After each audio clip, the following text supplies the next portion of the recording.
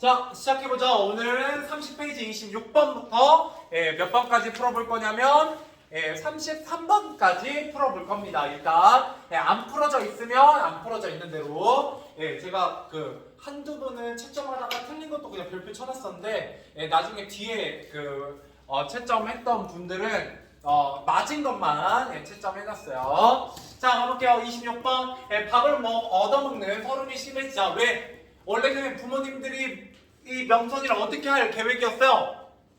금반지 받고 나서 우리 집에 재우는 대신에 뭘로 부려먹으려고 했다? 머슴으로 부려먹으려고 했는데 머슴으로 부려먹으려고 한 계획이 성공했다? 실패했다? 실패했다. 왜? 명선이라는 아이는 애초에 그런 일을 해본 적이 없는 굉장히 귀한 부잣집 딸이었기 때문이죠. 자, 그래서 결국 어떻게 내쫓으려고 했냐면 밥을 안 줘서 내쫓으려고 했어요. 이렇게 서름이 심해지자 명선이 어떤 행동을 하게 되냐면 어머니에게 금반지를 하나 더 내밀게 되죠. 근데 오히려 이 금반지가 명선이를 더 힘들게 만듭니다. 그죠? 결국 의심을 사게 되고요. 쫓겨나게 되고 정림이가 소문을 내고 결국 알몸으로 나무 위에서 발견되는 이야기까지 진행이 되게 되죠. 자, 넘어가 보도록 할게요. 그래서 뭐든 어린아이가 저렇게 돈 같은 걸 많이 갖고 있으면 별로 좋은 일이 안 일어나요. 자, 그 다음에 27번입니다. 서문의 내용을 다음과 같이 정리할 때 괄호에서 적절한 말을 골라 동그라미 표시오. 자, 서문에서 금반지를 더 내놓지 않으려는 명선이와 명선이의 금반지를 차지하려고 하는 나의 부모님의 외적 갈등이겠죠? 외적 갈등이라고 보시면 되겠습니다. 자, 이 글에는 내적 갈등이 있다 없다? 없다라고 보시면 됩니다. 왜냐면 이 글의 시점이 뭐기 때문에 1인칭 관찰자. 관찰자 시점이요. 주인공은 누군데? 나. 같은 명선이죠. 그러니까 관찰자 시점이지. 자, 아무튼 그죠? 주인공은 명선이고요. 나는 관찰자예요. 알겠죠? 이렇게 보시면 되겠습니다. 자, 넘어가보죠. 28번입니다. 아버지가 기어와 같이 행동한 이유를 가장 알맞은 것은 입니다. 아버지가 마침내 화를 버럭 냈어요. 왜요? 금바지를 얻어내려고 그저 더 있는지 추궁하려고 협박도 했다가 구슬려도 받다가 이러다 결국 화가 폭발하게 된 거죠. 그래서 정답 몇 번이냐면 2번입니다. 강제로 빼앗으려고 했기 때문이죠. 자, 넘어가 보도록 하죠. 29번입니다. 기억의 이유로 가장 알맞은 것은 기억. 어머니 역시 아버지 못지않게 아쉬운 표정이었다. 왜요? 명성이가 가지고 있는 금반지에 대해서 알아냈다, 못 알아냈다. 못 알아냈기 때문이죠. 결국 끝까지 출처를 알아내지 못했습니다. 자, 그 다음 넘어가서 30번입니다. 자, 니은에 대한 설명으로 가장 적절한 것은 이라고 했습니다. 니은에 보면 아까 위에 써 있었죠? 자, 아버지가 땀이 막 나고 있고요. 그죠? 충혈된 눈을 가지고 있고 숨을 씩씩거리면서 꼭 무슨 일을 저지르고야 말 것 같은 모습이었다. 뭐에 가득한 모습? 욕심에 가득한 모습. 정답은 4번입니다. 간접적으로 아버지의 탐욕스러운 모습을 드러내고 있죠. 이렇게 보시면 되겠고요. 자, 넘어가 보도록 하죠. 31번입니다. 저문에서 사투리. 제가 사투리 뭘 높여준다? 사실성과 현장감을 부여하고요. 생생하고 향토적인 분위기를 드러내죠. 인물의 심리는 어떻게 드러내겠어요? 간접적으로 드러내죠. 사투리를 쓴다고 해서 심리가 직접적으로 드러나는 건 아닙니다. 자, 32번. 자, 아버지가 기억과 같이 말한 의도로 가장 알맞은 것은 나하고 원수 척칠 생각 아니면 야한테 털옥선 하나 건들지 마시오. 바로 이 명선이 누구 소유다? 자기 내 소유다 라고 공표하기 위해서이죠. 정답은 3번. 그죠? 명성으로 생기는 이득이 자기 것이다 라고 얘기하기 위함입니다. 자, 넘어가 보도록 하죠. 33번입니다. 별표 치죠. 별표 이미 쳐져 있지만 중요해요. 자, 명선이가 남자아이처럼 행동한 이유. 그죠? 이제서야 여자임이 밝혀지게 되죠. 자, 강해 보이지 않으면 살아남을 수 없는 상황이었어요. 어떤 상황이었기 때문에? 어떤 상황? 살아남을 수 없는 상황. 전쟁. 그죠? 전쟁 중이었기 때문이에요. 전쟁 중에 여러분 전쟁이 일어나면 누가 먼저 죽어요? 원래는 군인들이 먼저 죽죠.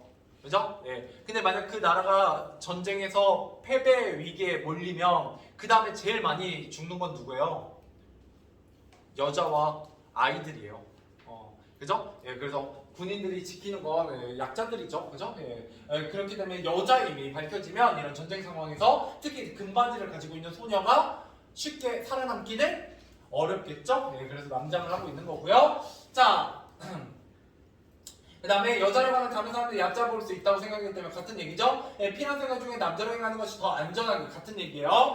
자, 보호자 없이 험한 생활을 살아가기 위해서는 남자의 편이 유리하다고 생각하기 때문에 다 맞는 얘기죠. 정답은 1번이 되겠네요. 예, 그래서 여러분 이 중에서 여러분들이 원하시는 걸로 하나 정도는 기억하고 계시면 좋습니다. 왜냐하면 저 문제는 객관식보다 뭘로 잘 나온다?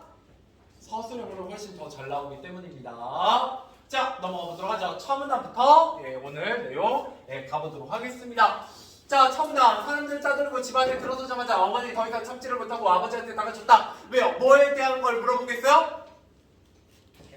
개패입니다. 자, 그래서 개패에 무슨 사연이 적혀있던가요? 단의 부모가 쓴 편지요. 누구한테요? 누구긴 누구요? 나지.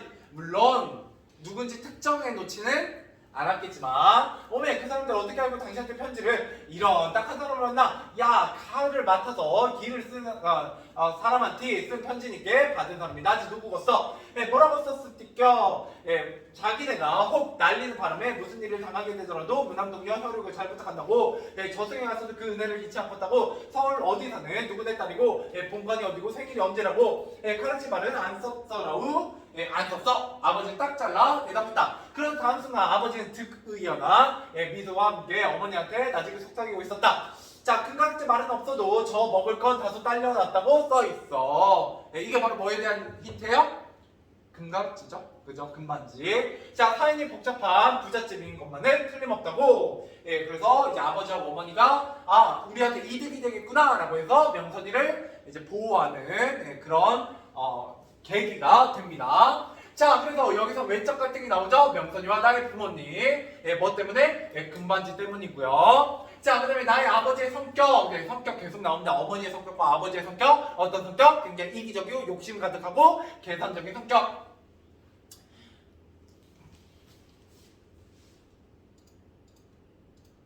자, 그래서 뭐를 보고 명선에게 돈이 될 만한 것이 있다는 걸 알게 되었어요. 개패. 그래서 지난 시간에 개패에 대해서 좀 자세히 써봤고요. 위선적이다, 탐욕적이다 이런 얘기를 했어. 야, 개패의 역할 중요합니다. 부잣집 딸인 명선이의 신분을 밝혀내고요. 나의 부모님이 명선이의 소유권을 주장하는 계기가 됩니다. 등장인물의 행동과 사회 문화적 상황의 연관성, 공고한 살기 어려운 상황이다 라는 건 뭐가 들어와야 어울리냐면 전쟁입니다. 전쟁. 자, 그래서 명성 홀로 살아남아야 한다는 절박함 때문에 살아남기 위해서 남장을 하고 있었고요. 그래서 영악한 인물이죠. 자, 어른들 식량과 물자 부족으로 먹고 살기 어려우니까 굉장히 비인간적이고 이해타산적으로 명선이를 대하게 돼요. 그죠? 뭐 어린이, 생명 이런 게 중요한 게 아니죠. 자, 넘어가 보도록 하겠습니다. 자, 퍼문단입니다. 자, 명선이를 달아나지 못하게 감시하는 새로운 임무가 나한테 주어졌다. 우리 식구 모두는 상전을 모시듯이 명선이 한결같이 친절했다. 갑자기 달라졌어요. 자, 동네 사람 어느 누구도 감히 널 마음을 못 먹도록 뚝심 좋은 아버지는 그 애의 주위를 이중삼적으로 보호에 울타리를 쳐놓고 언제 안심하지 못했다. 나는 그 애의 그림자 노릇을 착실했다. 그러다 그만을 어디다 감춰놨는지 그것만을 참아 붙지를 못했다. 시간이 흐를수록 그 애는 내 사투리 닮아가고 나는 반대로 그 애의 서울말을 어색하게 흉내내기 시작했다.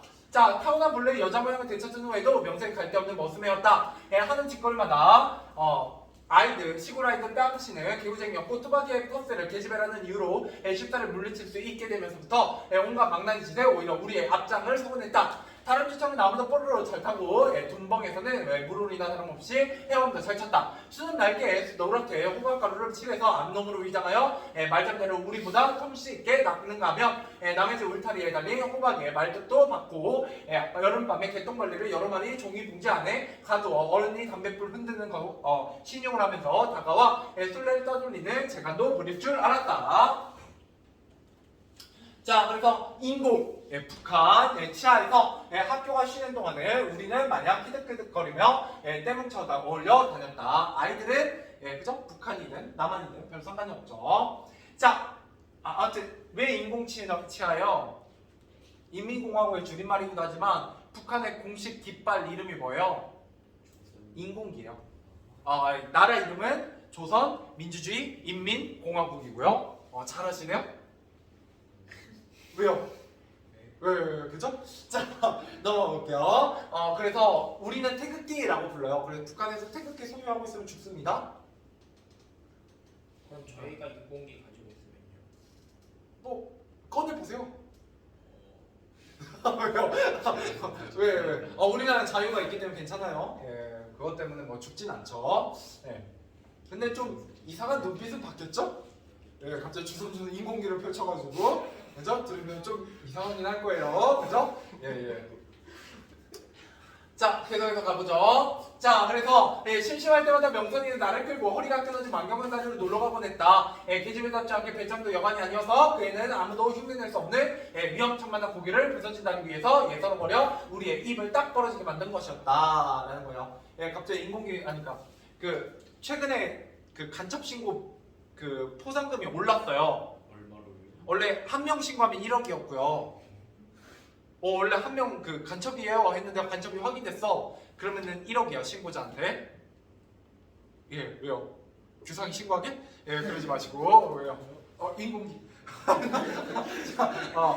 근데 최근에 올라가지고요. 제가 알기로는 그 신고하면 10억까지, 10억부터 시작인 걸로 알고 있어요. 15기요? 네. 물가 올랐잖아요. 그 1억이 한 20년 전인가 30년 전 금액이어서 꽤 올랐습니다. 왜요? 여러분들 그 친구 주머니에다 인공기 넣어놓고 신고하면 안 되고요. 예, 진짜 그 간첩이어야 돼요. 그리고 간첩 단을 신고하면 더 많이 줘요. 당은 또 뭐예요? 단 두세 명 이상. 그럼 얼마예요? 내가 정확히 기억이 안 나는데 아마 한 명이 10억인가고 두세 명 이상 그 간첩 단이면 30억인가 그럴 거예요. 올라가지고. 옛날에는 한 명이 1억이고 간첩 단이면 10억이었거든요. 예. 로또로 달았죠? 네. 예.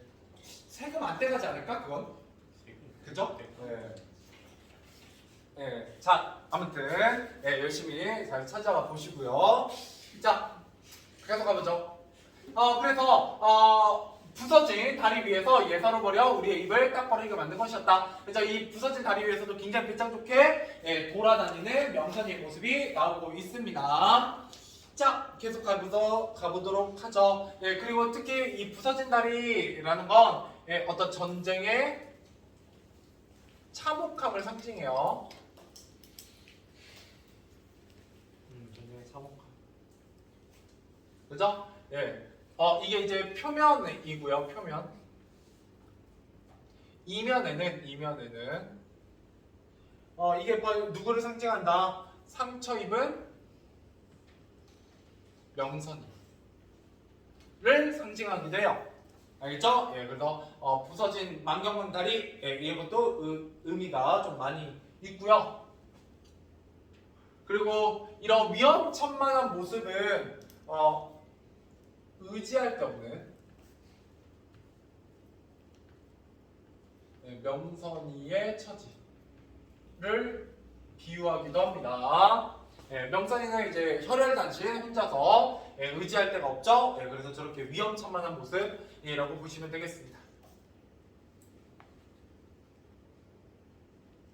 됐죠? 계속 가보죠. 누가 제일 멀리 가는지 시합하는 거다. 폭격으로 망가진 그대로 기나긴 다리는 방치되어 있었다. 난간이 떨어져 달아나고 바닥에 커다란 구멍들이 뻥뻥 뚫린 채 쌀뜨물보다도 흔히 심누런 물결이 일렁이는 강심 쪽을 향해 곧장 뻗어나가다가 갑자기 앙상한 철근을 엿가락 모양으로 어지럽게 늘어뜨리면서 다리를 끊겨 있었다. 얽히고 설킨 철근의 거미줄이 간댕간댕 허공을 가로지르고 있는 마지막 그곳까지 기어가는 시합이었다. 그리고 시합에서 승리자는 언제나 명선이었다. 웬만한 배짱이라면 구멍이 숭숭 뚫린 시멘트 바닥을 기는 것은 누구나 할 수 있는 일이었다. 하지만 시멘트가 끝나면서 간바닥의 까마득한 간격을 두고 저 아래에서 빙글빙글 맴을 도는 철골 근처에 다다르며 누구나 오금이 굽고 팔이 떨려 한 발도 더는 나갈 수가 없었다. 오로지 명선이 혼자만이 얽히설키 오금을 건너지는 엿바람 같은 철근에 위태롭게 매달려 세차게 불어대는 강바람에 누나한테 얻어임을 치마자루로 펄렁거리며 끝까지 다 건너서서 지옥의 저쪽 가장자리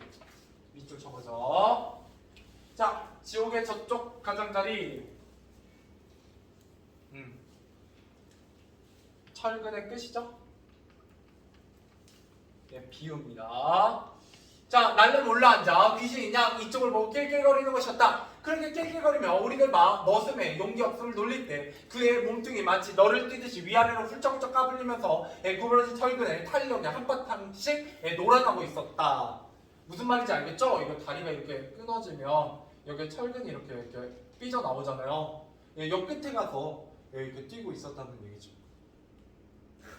예, 그죠? 예, 거의 귀신 느낌이요. 그죠? 물론 웬만하면 안 끊어지긴 합니다. 휘어지긴 해도. 예, 저러니까 이제 아무도 못 이기는 거죠. 자, 계속해서 가보죠. 어느 날 나는 명선이하고 단둘이서만 다리에 간 일이 있었다. 그때도 그 애는 나한테 시합을 걸어봤다. 나도 남자로서의 위신을 걸고 명선이의 비아냥거림 앞에서 최선의 노력을 다해봤으나 결국 강바닥에 깔린 뽕나무밭이 이 뽕나무밭이 뭐예요?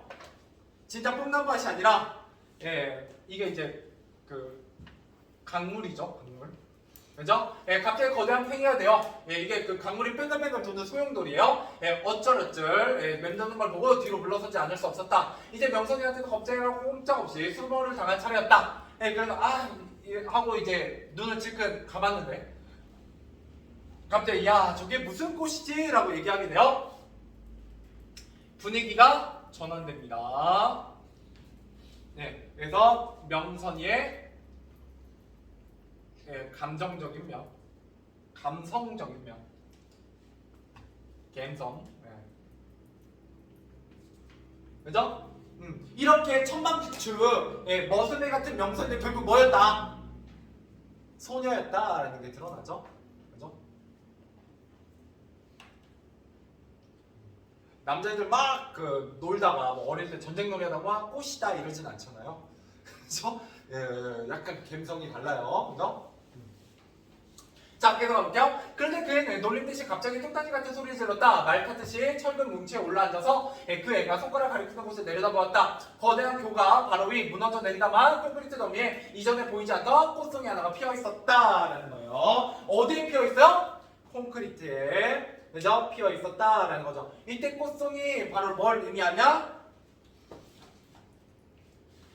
강인한 생명력을 지닌 명선이를 상징합니다.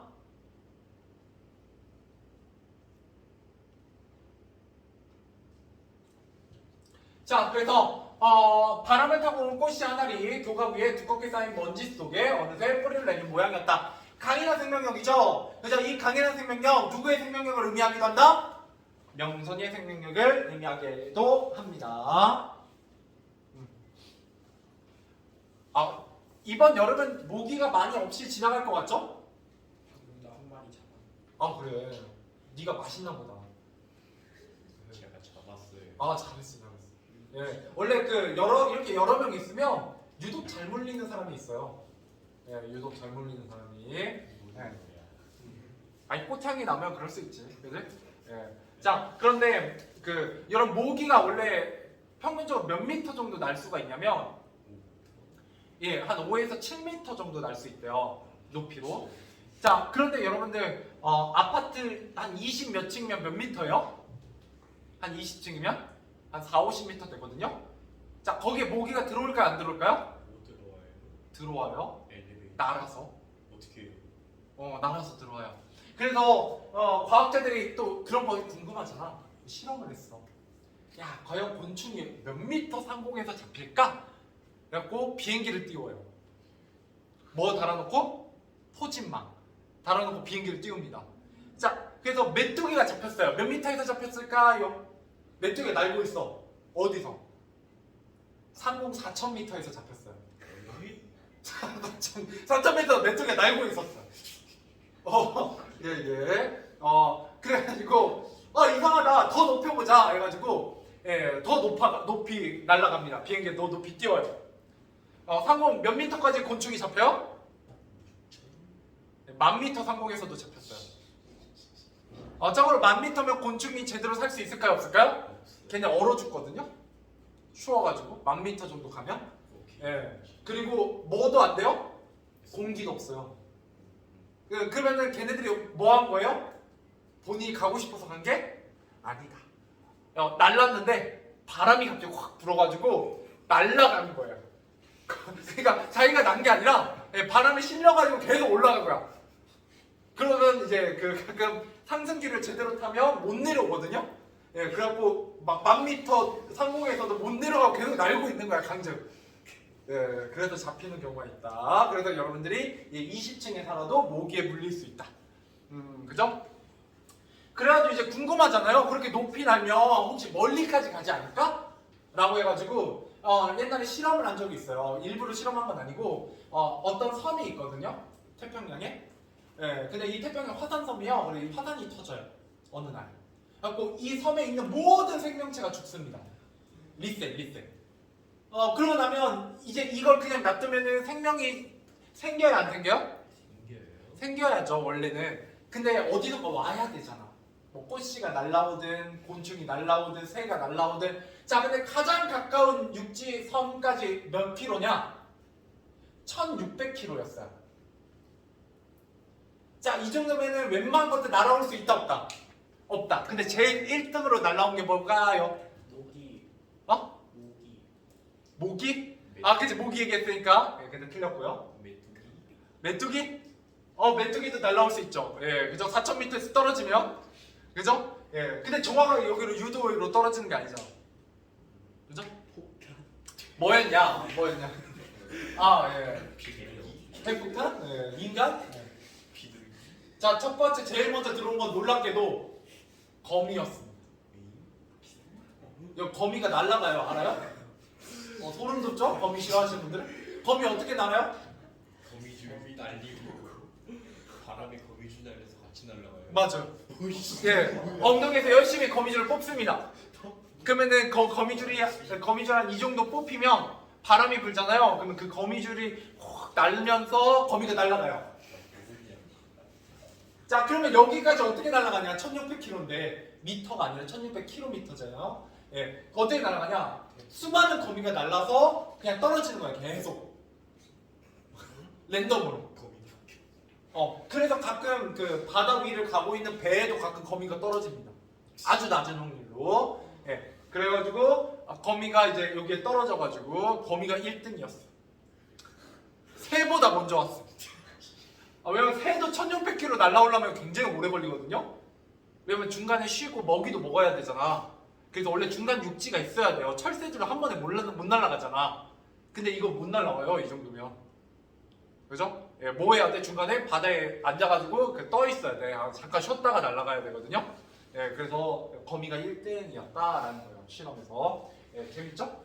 자, 뭔 얘기하다가 강인한 생명력, 그죠? 강인한 생명력 하다가 여기까지 왔어요.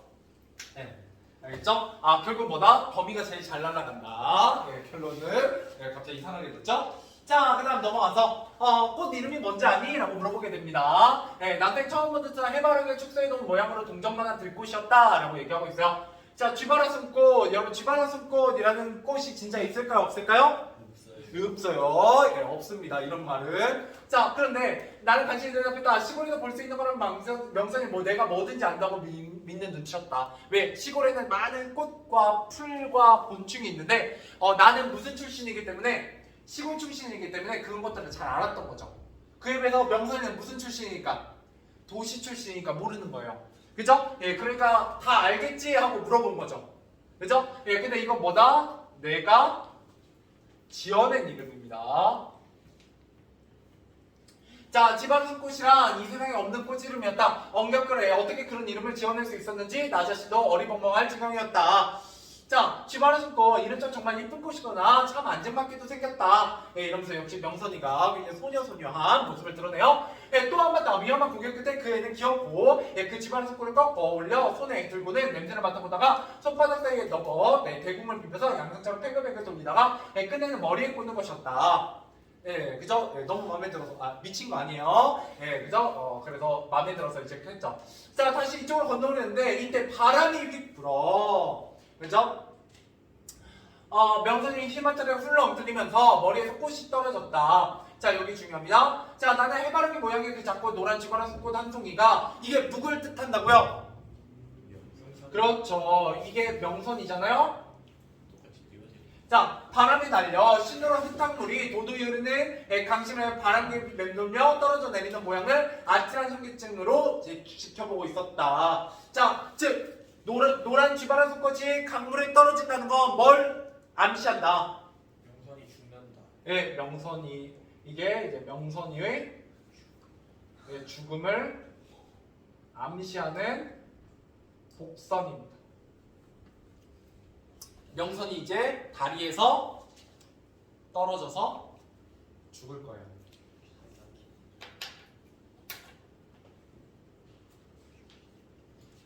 그죠? 예. 자, 이래서 이 쥐바라스 꽃이라는 건요 두 가지 의미가 있습니다. 이게 지구에서 한 번만 정리하고 문제 풀게요. 하나는 강인한 생명력이지만 동시에 뭐기도 해요? 꽃이니까 굉장히 여리고 어떻게 보면 좀 순수한 소녀의 모습을 드러내기도 해요. 알겠죠? 예, 그 명선이를 상징한다 이렇게 보시면 되겠습니다. 자, 문제 풀어보죠. 42번까지입니다. 예, 문제 풀어보죠. 37번부터 42번까지. 34번은 아, 34번부터요?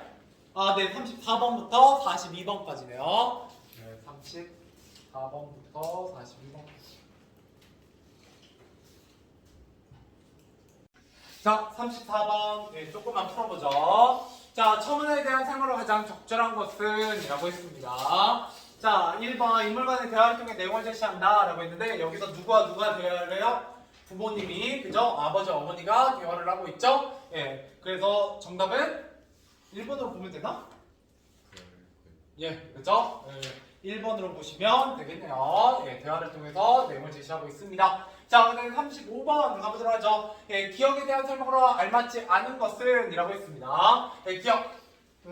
뭐에 대한 얘기하고 있냐? 예, 개폐에 대한 얘기를 하고 있네요. 예, 명선에 대한 정보를 제공하고요. 물질적 보상에 대한 확신을 갖게 하고, 예, 탐욕스러운 계산적인 나의 부모님의 성격을 드러내죠. 예, 나의 부모가 명선을 적극적으로 보호하는 계기가 돼요. 예, 정답은 5번입니다. 예, 누군가가 맡아 기를 줄 알았지 명선이 아버지가 맡아 기를 거라고 예, 확실하게 써 있었던 건 아니에요. 그래서 정답은 5번이고요.